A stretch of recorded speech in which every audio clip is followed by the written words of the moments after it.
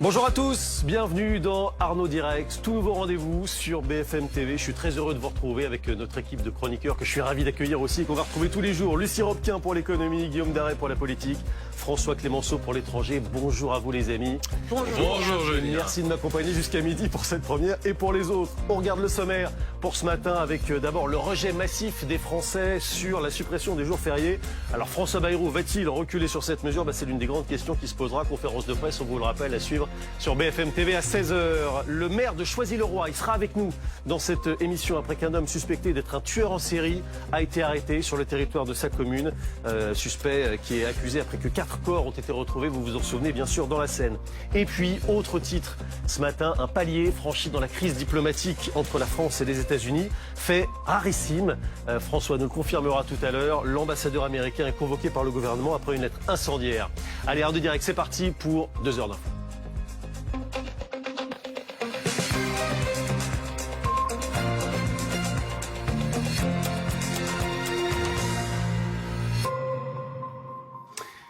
Et on commence par le journal présenté par Nargis Hadji.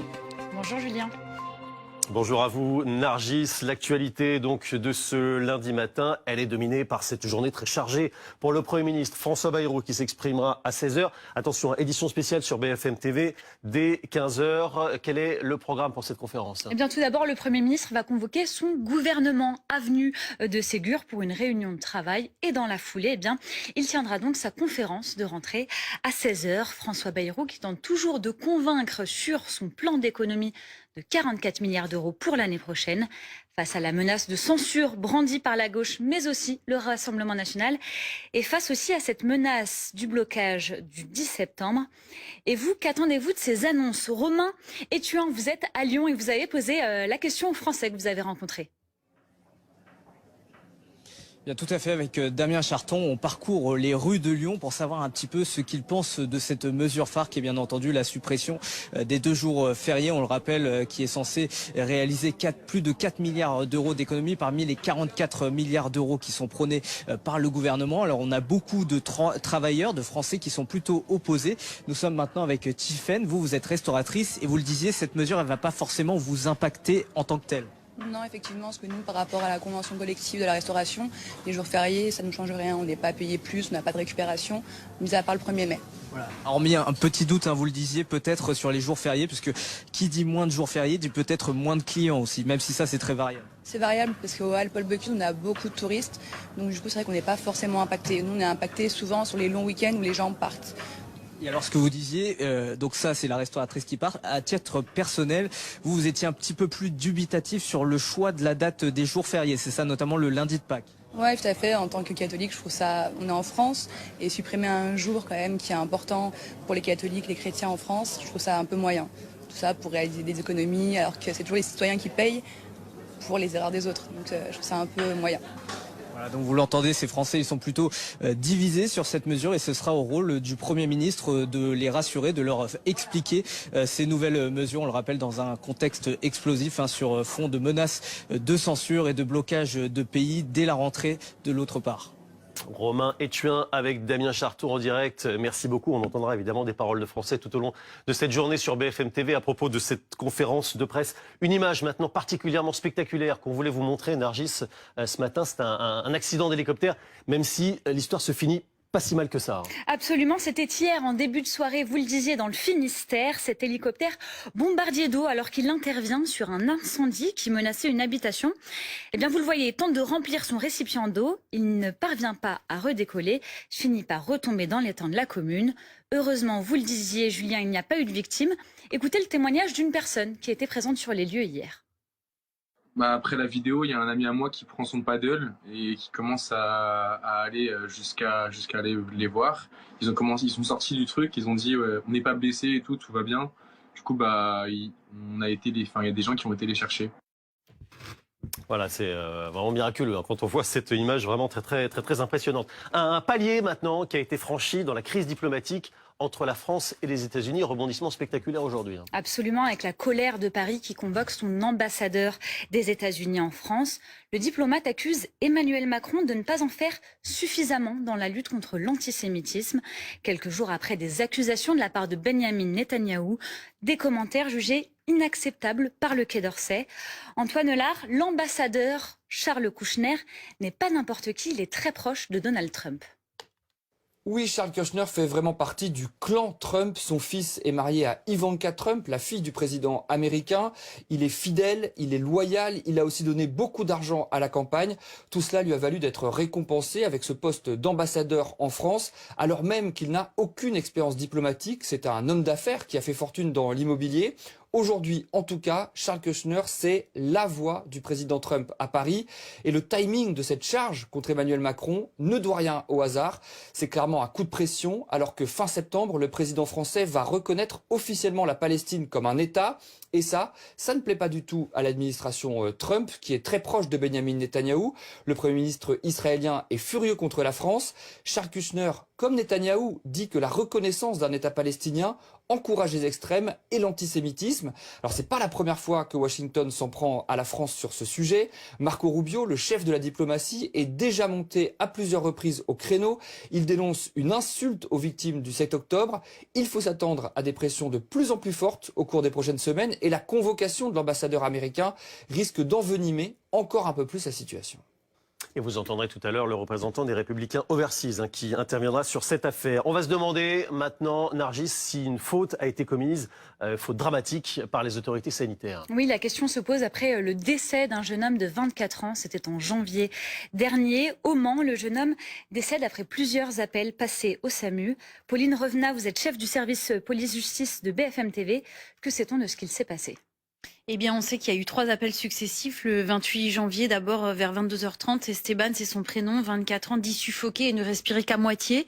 Il a une douleur irradiante dans le thorax et il est pris en charge par le médecin régulateur qui conclut lui à un problème musculaire et qui lui conseille de prendre des antalgiques. Le lendemain, après une nuit très éprouvante avec des vomissements, la famille rappelle le SAMU, même diagnostic musculaire posé sur ce jeune homme, et le SAMU propose à la maman de l'amener à l'hôpital pour le rassurer. Mais elle n'arrive pas à le mouvoir et pendant qu'elle essaye de transporter son fils, eh bien, il est en arrêt cardiaque et elle commence un massage cardiaque. Les pompiers interviennent, malheureusement ils interviennent tard, 50 minutes de massage cardiaque et le jeune homme va succomber le lendemain à l'hôpital. La question est la suivante, y a-t-il eu une erreur de régulation, y a-t-il eu une erreur de diagnostic ? On a appelé l'avocat de la famille ce matin qui explique qu'il va porter plainte pour homicide involontaire dans la semaine, donc l'enquête ne fait que démarrer.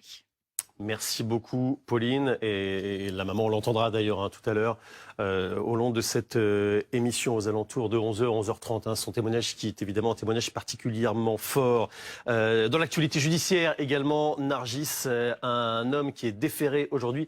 Et il est suspecté d'avoir poignardé un jeune d'une vingtaine d'années au torse et à l'abdomen. Absolument, c'était dans le tramway à Paris dans la nuit de vendredi à samedi. La victime défendait sa compagne qui aurait été importunée par l'agresseur présumé. Ces jours ne sont plus en danger. Et voilà pour l'essentiel de l'actualité, Julien. Merci beaucoup, Nargis. Actualité dominée donc par cette conférence de presse prévue à 16h pour François Bayrou, sur laquelle on va revenir maintenant parce qu'on en sait un petit peu plus sur les conditions dans lesquelles ça va se dérouler. Guillaume Daret, vous avez eu des infos récentes de l'entourage du Premier ministre pour savoir comment ça va se passer concrètement et s'il y a peut-être quelques indiscrétions qui commencent à émerger. Oui, on sait que c'est une rencontre très attendue. On sait que c'est aussi un peu tendu, y compris dans l'entourage du Premier ministre, qui estime, d'après les propos qui ont été recueillis, effectivement, que c'est la rentrée, nous dit-on, de tous les dangers. Le Premier ministre ne peut pas donc rester sans répondre. C'est ce qu'il va faire cet après-midi. Est-ce qu'il y aura des annonces particulières? Est-ce que ce sera tranché, par exemple? Est-ce qu'il y aura, on dit, un recul sur la question des jours fériés? Certains s'attendent à ce qu'il répète la même chose en attendant la mort. Il va tout entreprendre pour faire bouger les lignes, ajoute un autre membre et un fidèle parmi les fidèles de François Bayrou. Mais on sait que sur le blocage du 10 septembre, il y a quand même une crainte, en tout cas quelque chose qui ressemble à une vigilance extrêmement forte, parce qu'on ne sait jamais si effectivement plusieurs colères peuvent s'agréger. Pour l'instant, on sait que les partis politiques de gauche ont jugé qu'il fallait accompagner le mouvement. Accompagner, ça reste relativement prudent, hein, Julien, dans les termes. Ouais. Mais il y a une prudence de François Bayrou qui juge, selon un de ses proches, qu'on ne sait jamais comment ça peut tourner un truc comme ça. François Bayrou, qui, à la vie de tous, un avenir qui est compromis, Je vous dirai tout à l'heure que je vois les choses peut-être un petit peu différemment, Julien. Et oui, ça sera intéressant de vous entendre là-dessus, dans votre point de vue tout à l'heure. Et Bruno Fuchs est avec nous, député Les Démocrates du Haut-Rhin, qui est porte-parole du MEDEM. Également Mathieu Vallée, député européen pour le Rassemblement national. On voit que bonjour à tous les deux, la tension est en train de monter. Et c'est vrai, Marie Chantrey, vous êtes également avec nous, la chef du service politique de BFM TV, que cette pression, elle monte. On a lu tout au long du week-end que ce ne serait pas une redite du 15 juillet. Mais on a du mal à voir ce qui pourrait annoncer de vraiment nouveau le Premier ministre. Est-ce qu'il faut s'attendre à un effet waouh ou à une déception? En tout cas, et Guillaume s'en faisait l'écho, son entourage, ses plus proches le disent, il va y avoir une annonce sans doute. Les lignes vont bouger. Les lignes vont bouger, en tout cas, on l'attend au tournant. Et depuis ce matin, quand on lit les commentaires en off de certains députés qui font partie de son socle commun, sa famille politique, quand on lit les commentaires de certains, quand on a des amis pareils, il vaut mieux pas avoir d'ennemis, quoi. C'est-à-dire qu'en gros, d'abord cette conférence de presse a été apprise pour certains ministres dans les médias. Personne n'était dans la boucle. Donc ça contrarie quand même un peu certains.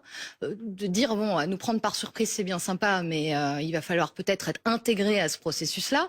Et puis, de ne pas parler pour ne rien dire. Il ne peut pas se faire l'économie de moins de clarification, d'avancer sur ce qu'il a déjà annoncé le 15 juillet dernier. C'est vrai, Bruno Fuchs, qu'il a l'habitude de travailler en solitaire, François Bayrou. Il est réputé pour ça. Est-ce que vous, pour les infos que vous en avez, on peut s'attendre à peut-être une annonce forte cet après-midi? Je ne sais pas ce qu'il va annoncer. Vous n'êtes pas dans le secret des dieux? Je ne suis pas dans ce secret-là. Je pense qu'il va devoir rappeler chacun ses responsabilités. Vous parlez du sort de François Bayrou et du gouvernement. Il est secondaire par rapport aux enjeux auxquels l'ensemble des Français, les responsables politiques, les responsables syndicaux et tous les citoyens sont confrontés. Il faut faire des économies. La France et les Français dépensent beaucoup plus qu'ils ne gagnent. Prenez un ménage. Au bout de quelques années, à un moment, votre banquier vous appelle en disant ça suffit, il faut faire des économies. Oui, mais ça c'est pour le constat, c'est ce qu'il a déroulé le 15. Si c'est pour dire la même chose. Oui, mais il faut que chacun aussi bouge sur ses positions. Il faut appeler chacun à ses responsabilités. Y compris François Bayrou? Y compris François Bayrou. On doit faire 45 milliards d'économies, c'est ce qu'il faut faire. On était à 43,8, on est à 45. 44. La note s'alourdit de jour en jour. Ce qui va le refaire sans aucun doute, c'est jouer l'opinion contre les partis. On l'a vu hier dans les colonnes de nos confrères de la Tribune Dimanche, les confidences qui avaient été faites notamment à notre confrère Ludovic Vigone, c'était de dire, regardez, finalement, le général de Gaulle avait raison, les partis, finalement, ne pensent toujours qu'à la prochaine élection. Oui. Et donc, il va jouer l'opinion, il va dire, regardez, les Français, je vous prends à témoin, ce sont les partis qui ne veulent pas bouger. Moi, je suis courageux et je voudrais faire bouger les choses. C'est ce qui va tenir à nouveau comme discours. Sauf que, Marie, quand on regarde l'opinion, justement, on voit le sondage effectué par Odoxa sur la question sur laquelle se cristallisent tous les mécontentements. C'est la question des jours fériés. Le rejet des Français, il est massif. On est à plus de 8 Français sur 10 qui rejettent ces jours fériés supprimés. Et on a vu, voilà, on le voit ici, la suppression des jours fériés. On a vu aussi, on l'évoquera tout à l'heure, le soutien au 10 septembre. D'abord, sur cette question des jours fériés, franchement, c'est un chiffre qui doit faire mal du côté de Matignon ce matin. Oui, vous savez...